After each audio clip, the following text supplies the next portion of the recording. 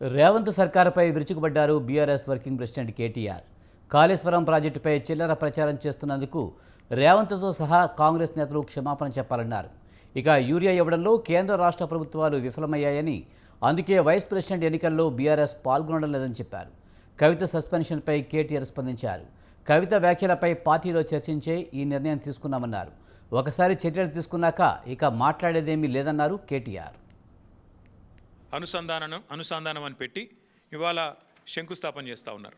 ఇక్కడ విచిత్రం ఏంటంటే, కాకపోతే ఎవరైనా మనిషి జ్ఞానం ఉన్నవాడైతే తల దగ్గర శంకుస్థాపన చేస్తారు, తల దగ్గర చేస్తారు.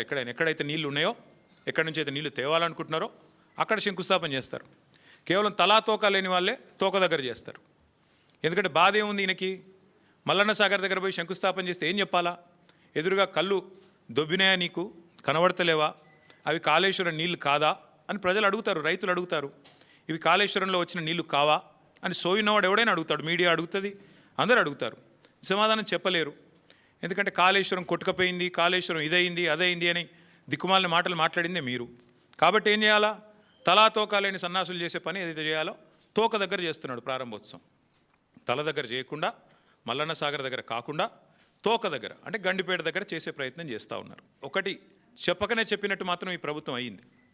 ఎన్ని రోజులు కాళేశ్వరం కూలేశ్వరం అయిపోయిందని వాగిన నోళ్ళే ఇవాళ అదే కాళేశ్వరం నీళ్లు తీసుకొచ్చి హైదరాబాద్ ప్రజలకు మేము గోదావరి నీళ్ళు అందిస్తామని చెప్తున్నారు. అంటే ముఖ్యమంత్రి కానీ ఈ ప్రభుత్వం కానీ చెప్పకనే చెప్పినట్టు అయ్యింది. కాళేశ్వరం మరి తెలంగాణకు కల్పతరువు, తెలంగాణకు కామధేనువు అని మొదటి నుంచి మేమేదైతే చెప్తున్నామో అది అక్షర సత్యం అని కాంగ్రెస్ ప్రభుత్వమే ఇలా ఒప్పుకున్నట్టు అయింది. ఇవాళ ముఖ్యమంత్రి గారు సమాధానం చెప్పాలి కొన్ని విషయాలు.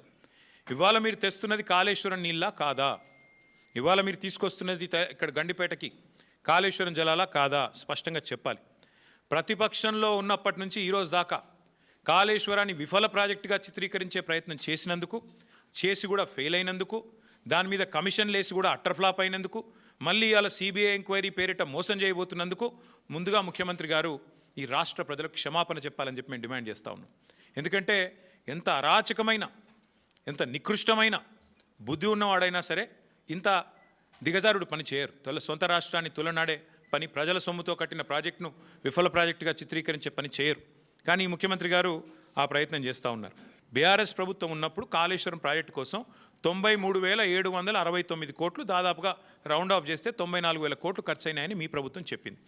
అందులో మేడిగడ్డ బ్యారేజ్ ఖర్చు ఎంత? 4,000 కోట్లు. 4,000 కోట్లలో మన హరీష్ రావు గారు వివరంగా చెప్పినారు. ఏది శాసనసభలో 4,000 కోట్లలో భూసేకరణకు ఎంత అయింది, రిటైనింగ్ వాల్స్ కన్స్ట్రక్షన్కి ఎంత అయింది, ఓన్లీ ఆ బ్యారేజ్ ఏదైతే సిమెంట్ స్ట్రక్చర్ ఉందో దానికి ఎంత అయింది లెక్క తీస్తే మరి 85 పిల్లర్లుండే ఆ బ్యారేజ్ ఖర్చు అయింది 1,500-2,000 కోట్లు. అందులో ఎన్డీఎస్ఏ రిపోర్ట్లు కూడా ఏం చెప్పినారు? కేవలం 7th బ్లాక్ ఒక్కటి పునర్నిర్మాణం చేస్తే చాలు అని చెప్పారు. మరి 7 బ్లాకుల్లో ఒక్క బ్లాక్ దెబ్బతింటే ఆ మొత్తం 7 బ్లాక్లకు 1,500-2,000 కోట్లు ఖర్చు అయింది అనుకుంటే ఒక బ్లాక్ కోసం ఎంత అవుతుంది? 250-300 కోట్లు ఖర్చు అవుతుంది. ఆ 250-300 కోట్లు కూడా ఒక్క రూపాయి కూడా ప్రభుత్వం పెట్టే అవసరం లేదు, ఒక్క రూపాయి కూడా ప్రజల సొమ్ము వృధా చేసే అవసరం లేదు. ఆ ఏజెన్సీయే నేను కడతానంటూ ముందుకు వచ్చింది. మరి ఇవాళ నేను ముఖ్యమంత్రిని, రాష్ట్ర ప్రభుత్వాన్ని అడుగుతున్నా, ఎక్కడైంది వృధా ప్రజల సొమ్ము? ఆ ఏజెన్సీ మళ్ళీ తిరిగి పునర్నిర్మాణం చేస్తానంటుంటే 2 ఏళ్లుగా దాన్ని పండబెట్టింది మీరు, పడావబెట్టింది మీరు, కిందికి నీళ్ళని తీసుకుపోయి బనకచర్ల కట్టుకోవడానికి ఫెసిలిటేట్ చేస్తున్నది మీరు.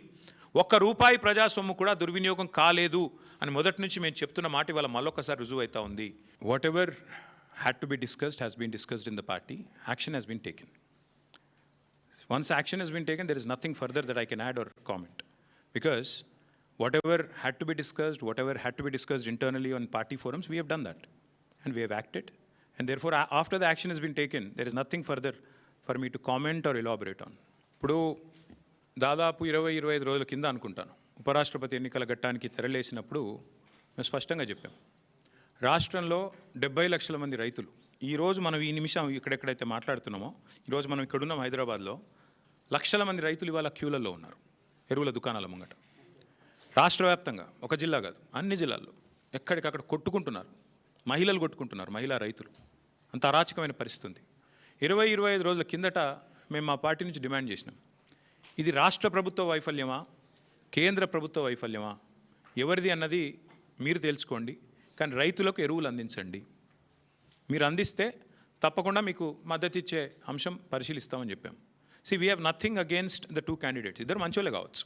Justice Reddy and CP Radhakrishnan ఇద్దరు కూడా మంచోళ్ళే కావచ్చు, మేము కాదంటలేదు. కానీ ఇవాళ వాళ్ళు ఇద్దరు అభ్యర్థులు కూడా 2 వ్యవస్థలకు ప్రతినిధులు. అటు ఎన్డీఏ ఇటు ఇండియా, ఈ 2 కూటమిలకి వారు ప్రతినిధులు. వారు వ్యక్తులుగా కాదు నించున్నది, ఇండిపెండెంట్గా నించోలేదు. ఒకరు కాంగ్రెస్ తరపున, ఒకరు బీజేపీ తరపున నించున్నారు. ఇటు కాంగ్రెసు అటు బీజేపీ ఇద్దరూ కూడా ఈ రాష్ట్ర రైతులను వేధిస్తున్నారు, సతాయిస్తున్నారు, చావగొడుతున్నారు. వాళ్ళు ముష్టి యుద్ధాలకు తిరిగే ఒక అరాచక పరిస్థితి తెచ్చిపెట్టినారు. 20-25 రోజుల కింద మేము హెచ్చరించినా, అప్రమత్తం చేసినా ఇంతవరకు కేంద్ర ప్రభుత్వం స్పందించలేదు, రాష్ట్ర ప్రభుత్వం స్పందించలేదు. అందుకే 70 లక్షల మంది తెలంగాణ రైతన్నల తరపున మేము నిర్ణయం తీసుకున్నాం. నిజానికి నోటా ఉంటే ఎన్నికలు బహిష్కరించడం మంచిది కాదు, ప్రజాస్వామ్య ప్రక్రియలో పాల్గొనాలి. నోటా అనే బటన్ ఉంటే అందులో నోటా కొత్తటోళ్ళం, కానీ నోటా లేదు. అటో ఇటో ఏదో రెండిట్లో ఏదో ఒకటి చేయాల్సిన పరిస్థితి ఉంది. అందుకే ఈ ఎన్నికలు మేము we are abstaining, we are not going to participate as a party. నిన్నగాక మొన్న 2 రోజుల కిందట మా రాజ్యసభ ఫ్లోర్ లీడర్ సురేష్ రెడ్డి గారిని, అదేవిధంగా అందుబాటులో ఉన్న రాజ్యసభ సభ్యుల్ని పెద్దలు కేసీఆర్ గారు లంచ్కి పిలిచారు. మీటింగ్ కూడా అయింది, చర్చ కూడా జరిగింది ఏం చేద్దామని. చర్చించిన తర్వాతనే, అందుబాటులో ఉన్న ముఖ్యులతో కూడా చర్చించిన తర్వాతనే నిర్ణయం తీసుకున్నారు. ఈ ఎలక్షన్లో మేము ఎవరికి కూడా సబార్డినేట్ కాదు, ఎన్డీఏ సబార్డినేట్ కాదు, మేము ఇండియా సబార్డినేట్ కాదు, మేము తెలంగాణ ప్రజలకు సబార్డినేట్ అంతే. కాబట్టి తెలంగాణ ప్రజల పక్షాన వారి బాధను వ్యక్తం చేయడానికి ఇది ఒక వేదికగా వాడుకుంటున్నాం. తెలంగాణ రైతుల పక్షాన ఈ ఎన్నికల్లో మేము పాల్గొనబోట్లేదు. We are going